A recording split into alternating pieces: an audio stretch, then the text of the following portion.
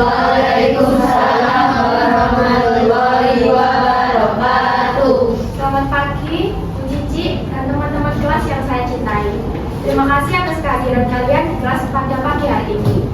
Saya Arinda dan rekan saya Natasha, yang akan menjadi moderator pada sesi kita hari ini, yang akan membahas topik yang menarik, yaitu media komunikasi humas. sebelum kita masuk ke dalam pembahasan, izinkan saya untuk mengawali presentasi pagi ini dengan doa bersama. Mari kita panjatkan puji dan syukur kepada Allah atas rahmat dan nikmatnya yang memungkinkan kita berkumpul di ruang kelas pagi ini. Sesuai dengan agenda, kita akan melewati beberapa rangkaian acara, yaitu pembukaan, penyampaian materi, sesi tanya jawab, dan penutup. Saya harap kita semua bisa aktif dalam sesi ini. Pertama-tama kami akan memulai dengan pembukaan. Sesi ini adalah kesempatan bagi kita untuk membuka pikiran dan memperkenalkan topik yang akan kita bahas untuk lebih lanjut. Kami mengundang teman kita, Giovanni, untuk memulai pembukaan ini. Silakan kepada Ibu.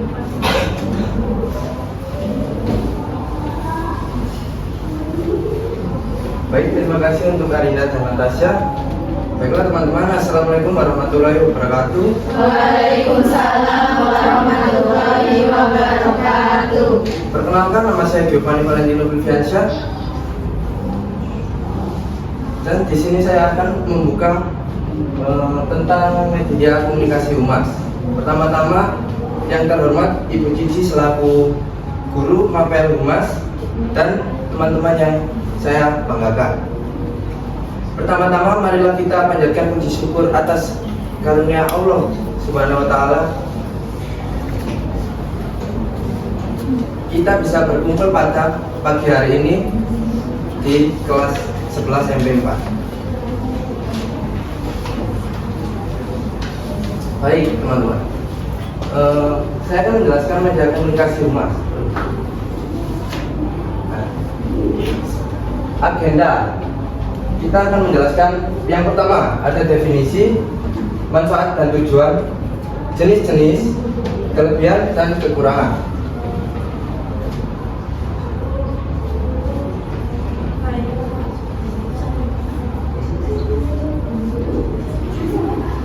Sekian pembukaan dari saya.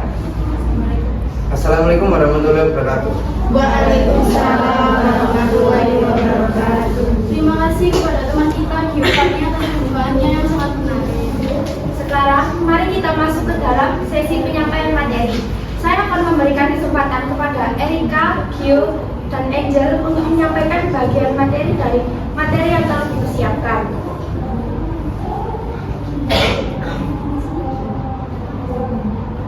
Oke, karena ini ada 3 penyaji, jadi kita mulai dari Gio.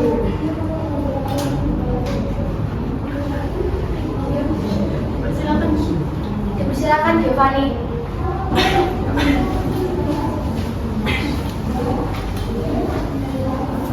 Baik teman-teman, di sini saya akan menjelaskan definisi media komunikasi humas.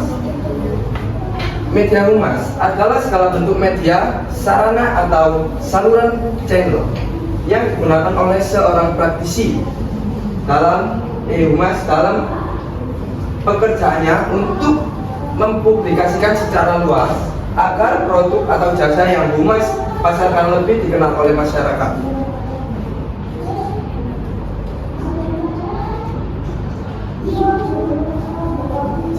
Fungsi dan tujuan media komunikasi humas. Apa sih manfaat untuk masyarakat itu?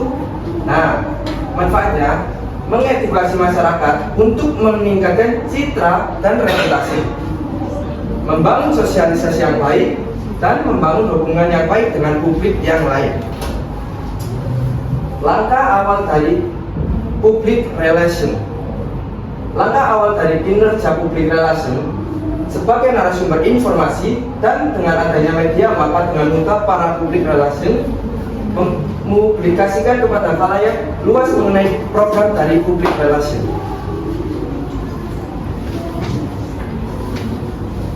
Untuk penyaji kedua bisa dilanjut. Erika. Slide berikutnya tolong. Lalu di sini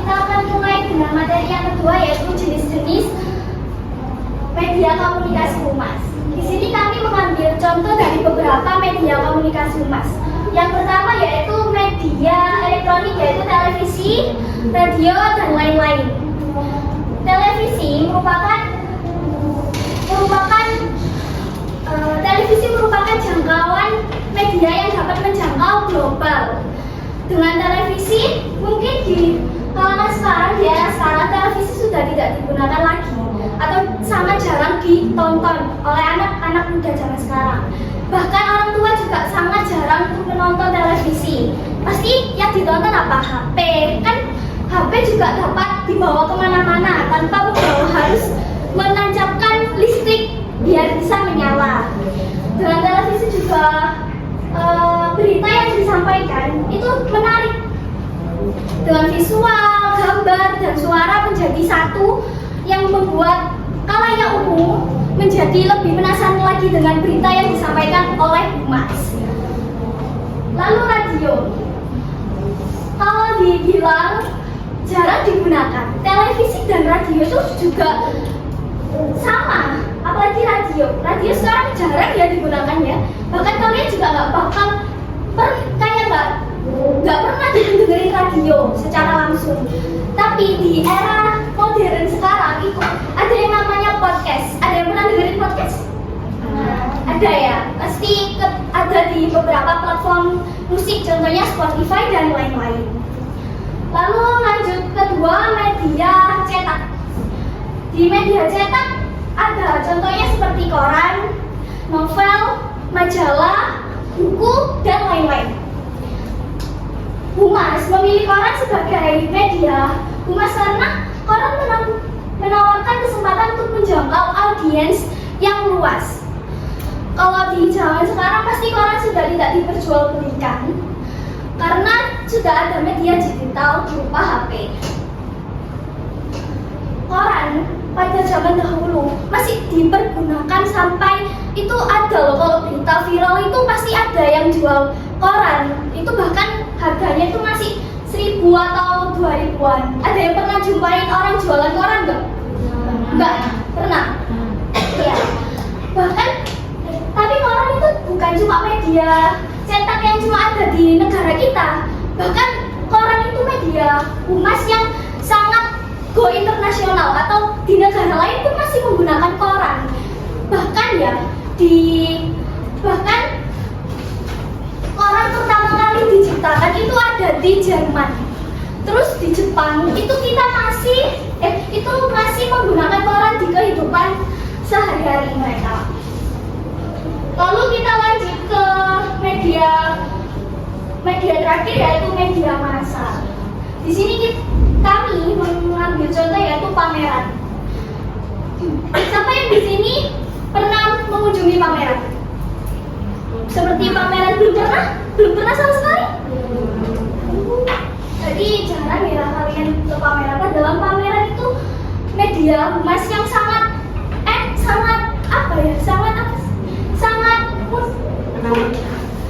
menarik ya. Boleh menarik juga boleh. Di situ pameran juga menjadi media antara khalayak juga dengan media humas, supaya nanti kalau misal khalayak umumnya belum tersampaikan makna dari humas, khalayak bisa menanyakan kepada humas tentang pesan yang disampaikan. Lalu dengan pameran juga nanti kita nggak perlu repot-repot menanyakan dari via chat atau via telepon, karena kalau via chat ya kadang itu dari aplikasi WA atau aplikasi yang lain itu pesannya otomatis disampaikan oleh admin. Jadi kalau kalian tanya hal seputar ini, tapi dari WA-nya itu yang disampaikan itu bukan menjawab pertanyaan kalian, tapi menjawab pesan otomatis itu. Jadi kan pesan yang kalian tanyakan itu tidak tersampaikan dengan jelas kan. Beda lagi kalau via telepon. Contohnya di call center atau customer service, itu mereka menyampaikan ya tugasnya emang menjawab pertanyaan kalian melalui telepon. Jadi lebih jelas itu lewat telepon daripada lewat via chat. Begitu.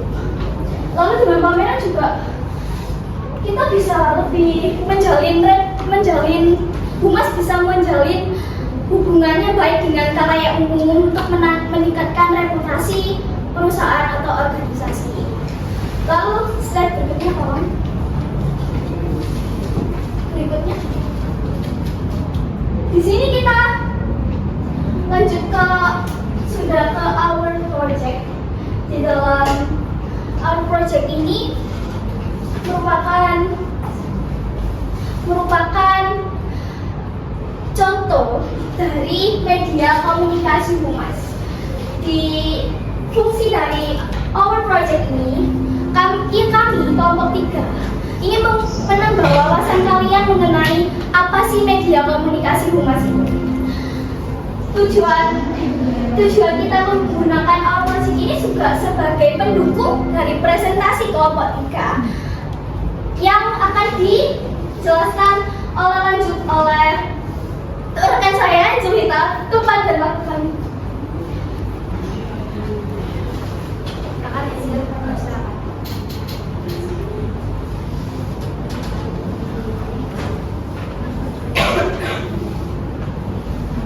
Baik, saya akan melanjutkan apa yang sudah dijelaskan oleh Erika tadi.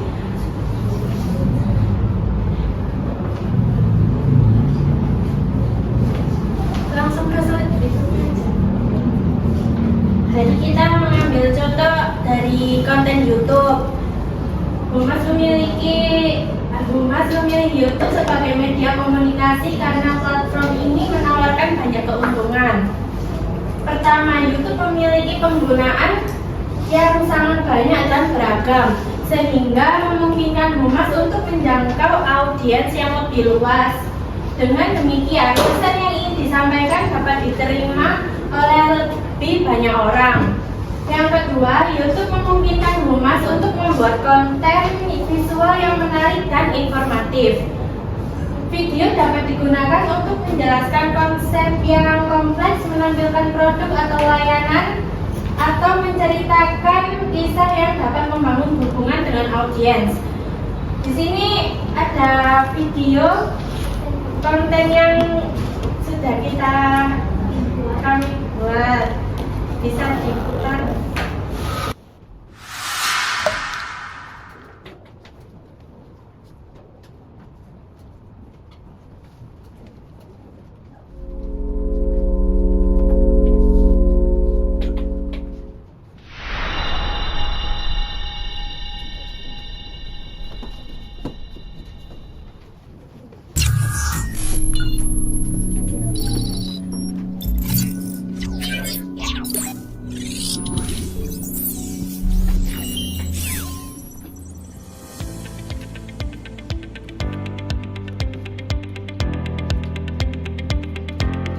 SMK Pawiyatan Surabaya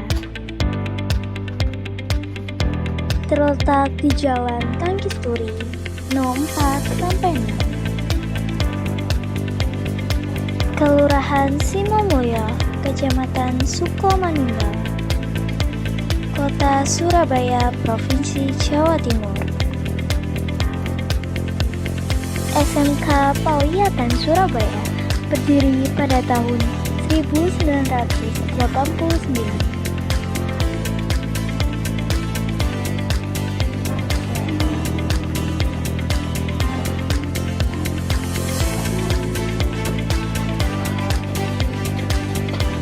Sekolah SMK Pawiyatan Surabaya dipimpin oleh Bapak Andi Susanto, Sarjana Ekonomi Magister Manajemen, dibantu oleh tenaga administrasi sekolah, wakil kepala sekolah, bendahara, kepala kompetensi keahlian, bimbingan konseling, guru, staf, dan karyawan, serta komite sekolah. SMK Pawiyatan Surabaya berkreditasi B dengan jumlah kurang lebih 1.000 siswa-siswi. Sekolah SMK Pawiyatan Surabaya memiliki fasilitas yang lengkap seperti lab komputer, perpustakaan, musola, lapangan, ruang UKS, kantin, kamar mandi, ruang BK, unit produksi, ruang guru, SOS, dan ruang kelas.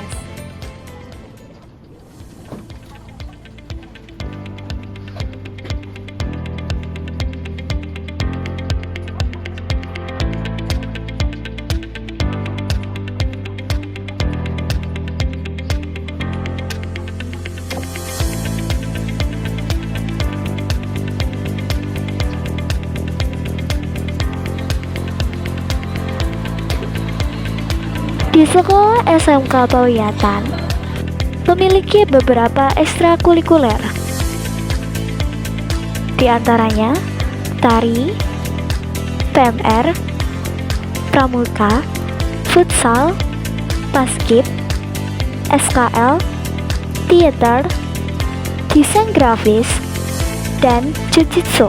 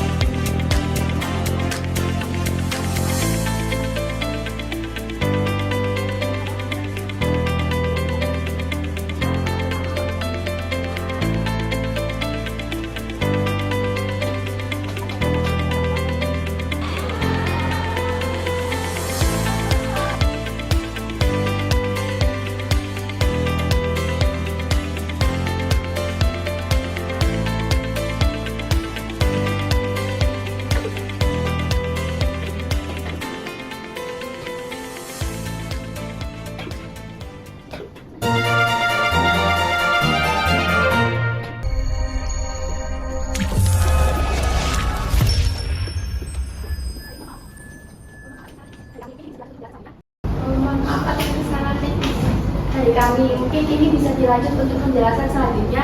Angel, kami persilakan. Baik, kenapa sih kita kelompok kami memilih konten YouTube?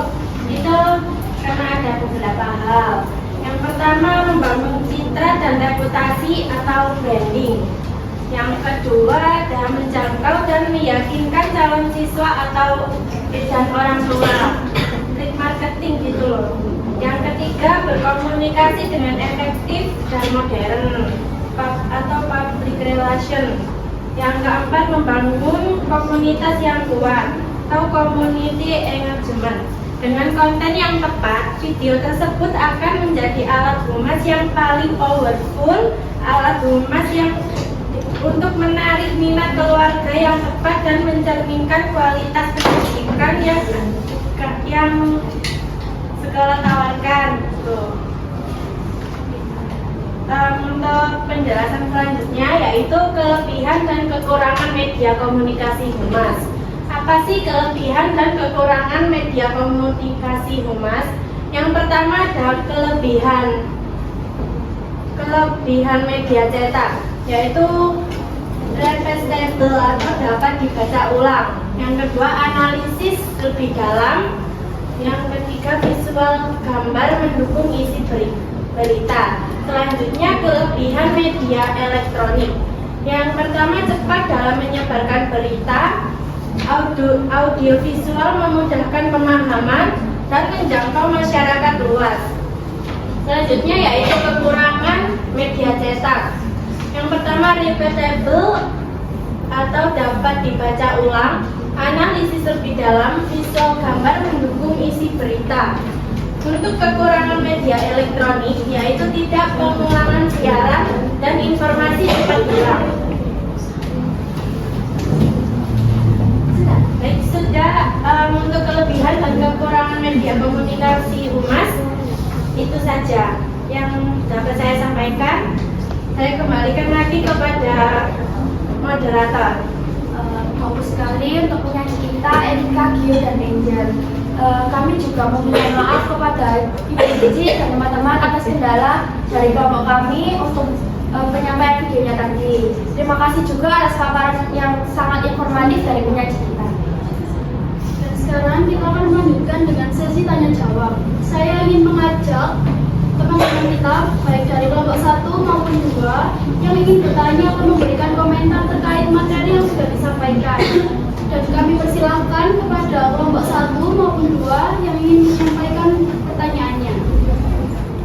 Baik, dimulai dari kelompok 2.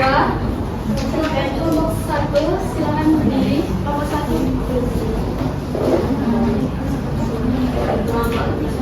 Kami dari kelompok 1 izin bertanya, bagaimana media komunikasi humas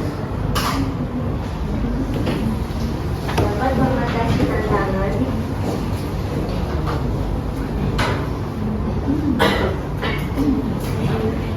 etika yang terkait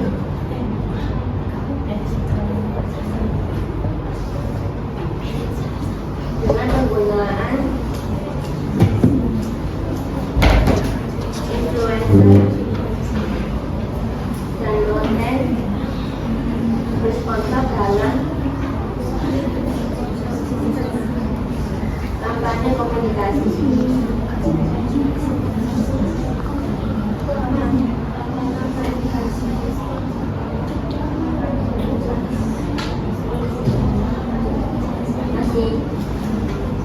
Baik, terima kasih untuk pertanyaan dari kelompok 2 dan kelompok 1. Selanjutnya bisa dilanjutkan dengan kelompok 2. Apa saja tantangan utama yang dihadapi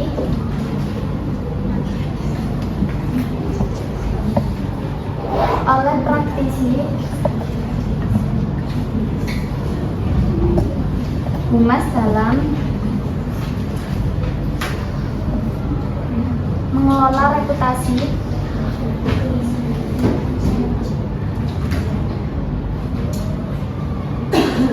perusahaan di era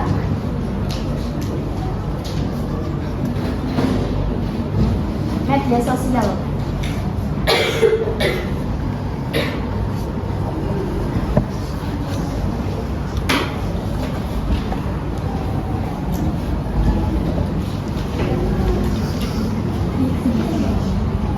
Mencatat apa saja? Catat.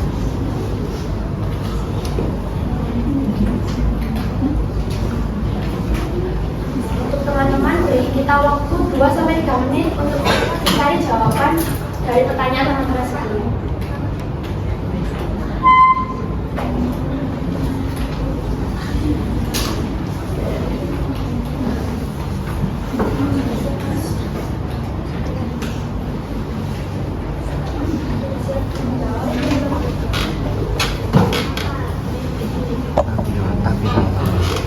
Tak viral loh. Wow.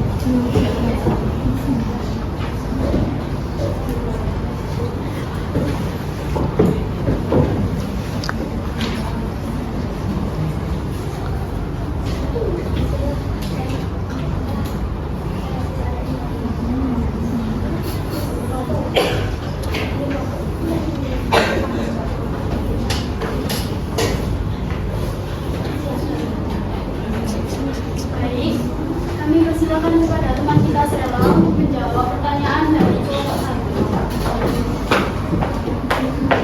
Baik, terima kasih untuk moderator Adinda serta Kak Natasha.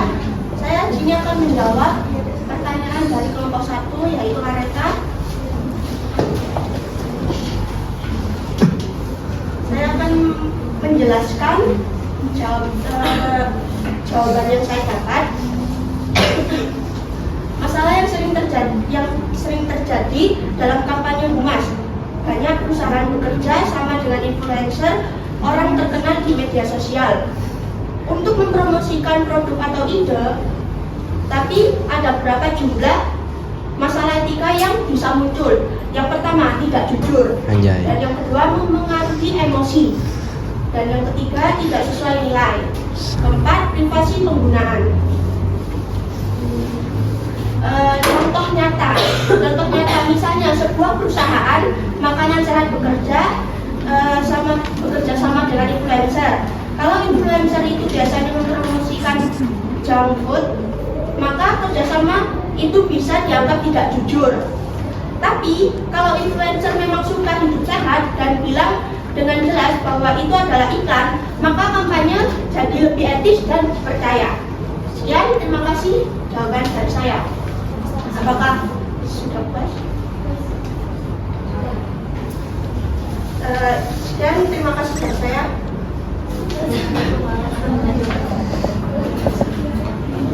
Untuk selanjutnya kami persilakan Fatus untuk menjawab pertanyaan dari kelompok ini.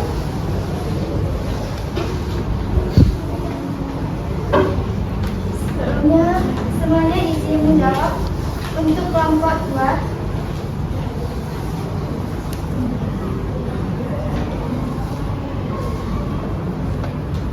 Tentang utama humas di era media sosial. Penyebaran humas yang cepat, berita isu bahkan hoax bisa viral hanya hitungan menit. Praktisi humas harus sigap merespon sebelum isu berkembang lebih besar. Kontrol terhadap narasi yang terbatas seperti media sosial membuat publik terbebas memberi komentar, kritik, atau membuat konten sendiri. Humas tidak bisa lagi sepenuhnya mengontrol citra perusahaan. Ketiga, krisis reputasi mendadak. 1. Kesalahan kecil, misalnya ucapan pegawai, iklan yang menyinggung, pelayanan buruk bisa memicu krisis manajemen. Diperlukan strategi komunikasi krisis yang siap dijalankan kapan saja. Keempat, ekspektasi transparansi dan kecepatan. Publik menuntut jawaban cepat dan terbuka. Respon yang lambat dianggap sebagai bentuk tidak kepedulian atau pengakuan kesalahan. Kelima, fenomena cancel culture publik di media sosial cepat melakukan boikot atau kecaman jika ada yang dianggap tidak etis.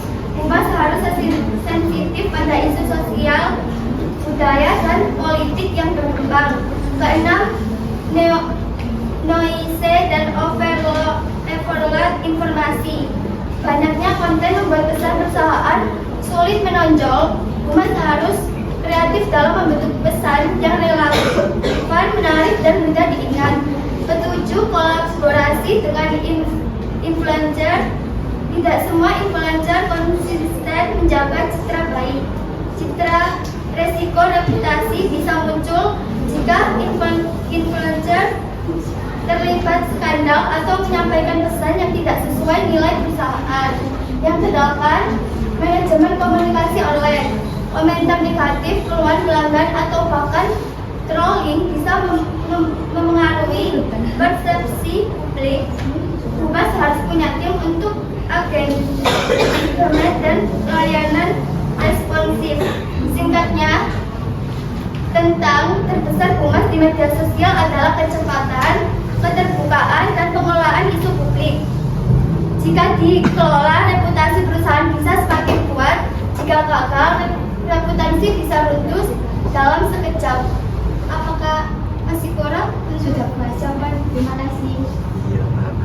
Mungkin itu aja yang saya sampaikan. Kalau ada salah kata, mohon maaf. Assalamualaikum warahmatullahi wabarakatuh.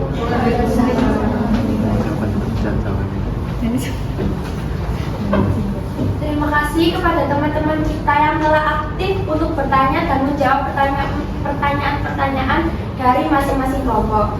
Kami ingin membuka sesi tanya jawab kedua untuk memberikan pertanyaan yang mungkin belum tersampaikan.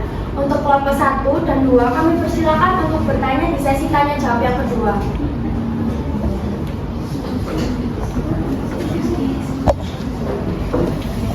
Saya Andrea dari kelompok 2 ingin bertanya, bagaimana Humas dapat memanfaatkan influencer marketing untuk meningkatkan kesadaran merek dan membangun kepercayaan konsumen? Mohon maaf, untuk kelompok 2 bisa dibacakan lagi pertanyaannya. Bagaimana Humas dapat memanfaatkan influencer penting untuk meningkatkan kesadaran merek dan membangun kepercayaan konsumen.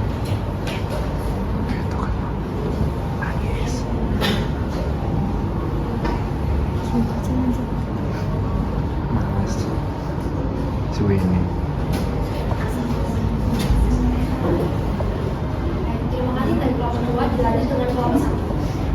Saya Rahma dari kelompok 1 yang bertanya, bagaimana cara Humas menjaga citra positif organisasi melalui media komunikasi?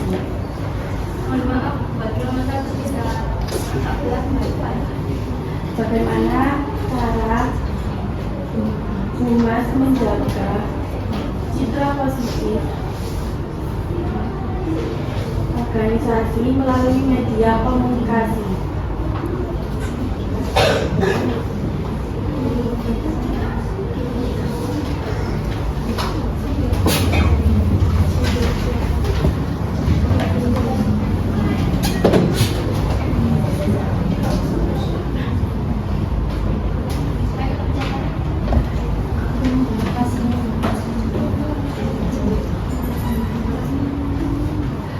Baik teman-teman, berikan kita waktu 2-3 menit untuk mencari jawaban dari pertanyaan kalian.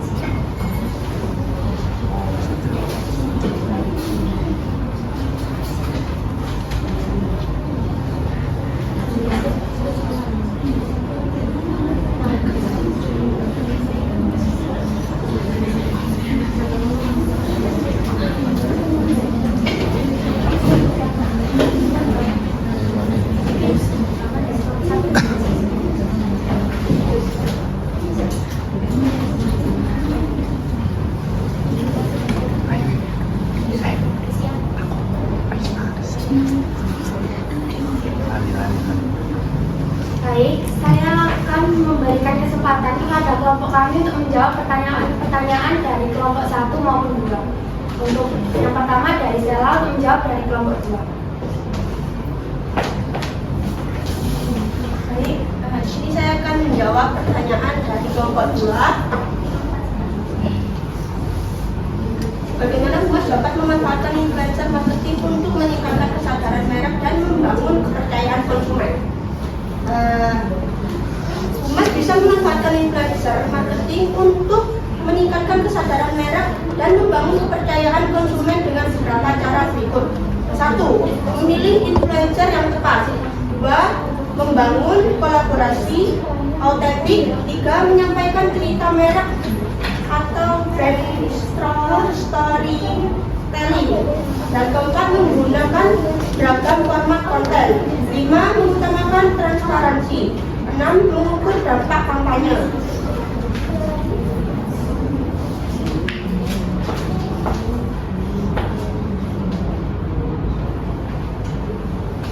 Oke. Contoh nyata di studi kasus dalam penelitian tentang produk sunscreen Azarin misalnya, kerjasama dengan influencer di TikTok dan Instagram berhasil meningkatkan kesadaran merek hingga 78%. Dan penjualan produk secara signifikan. Kunci keberhasilannya adalah konten yang autentik dan relevan, interaksi aktif antara influencer dan pengikut, kredibilitas influencer yang tinggi. Kesimpulannya, influencer bukan hanya alat promosi, tetapi juga komunikator sosial yang dapat membantu Humas menyampaikan pesan secara lebih personal dan dipercaya. Dengan strategi yang tepat dan etika yang dijaga, kerjasama ini bisa meningkatkan kesadaran merek dan kepercayaan konsumen secara efektif. Sekian dari saya. Terima kasih. Baik, terima kasih untuk teman kita Sela yang telah menjawab pertanyaan dari kelompok 1. Dan sekarang kita langsung lanjut untuk menjawab pertanyaan dari kelompok 1. Bisa Dilanjut, Patus.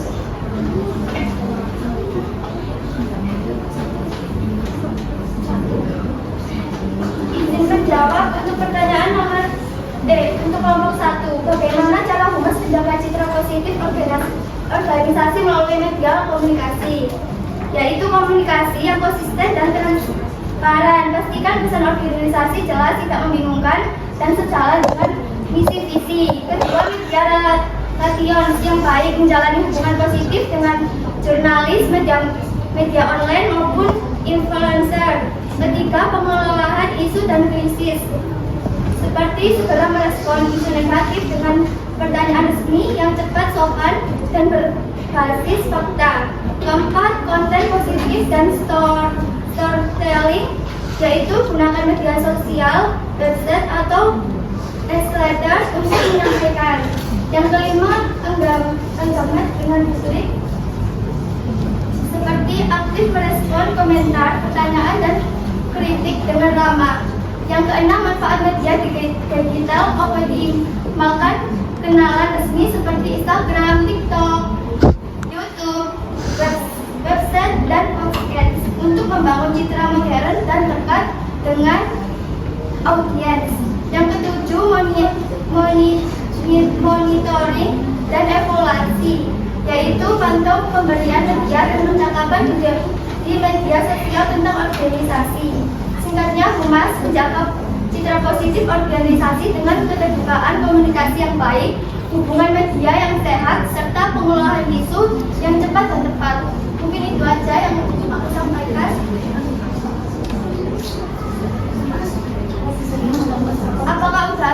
Apakah sudah puas sama jawaban kita? Oke, terima kasih. Oke, baik. Terima kasih kepada teman-teman yang sudah berpartisipasi untuk bertanya dalam sesi tanya jawab. Sebelum kami mengakhiri presentasi pada pagi hari ini, izinkan saya untuk menyampaikan apresiasi terhadap partisipasi dari teman-teman kita semua. Terima kasih atas pertanyaan dan pemikiran yang sangat berharga. Dalam kesempatan terakhir ini, kami ingin mengucapkan terima kasih kepada Ibu Cici dan teman-teman atas perhatian dan partisipasinya dalam presentasi kami. Saya juga ingin menyampaikan permohonan maaf jika ada kekurangan dari kami sebagai moderator dan kelompok. Dengan demikian, kami mengundang teman kita Sela untuk menyimpulkan segala materi dari presentasi pagi hari ini. Baik,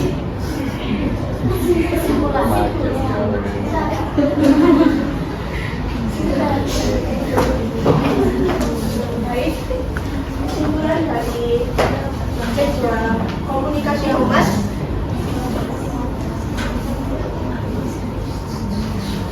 Media komunikasi seperti TV, radio, media sosial, dan internet adalah alat krusial bagi Humas untuk membangun dan menjaga reputasi organisasi dengan cara menyebarkan informasi secara efektif kepada publik dan pemangku kepentingan.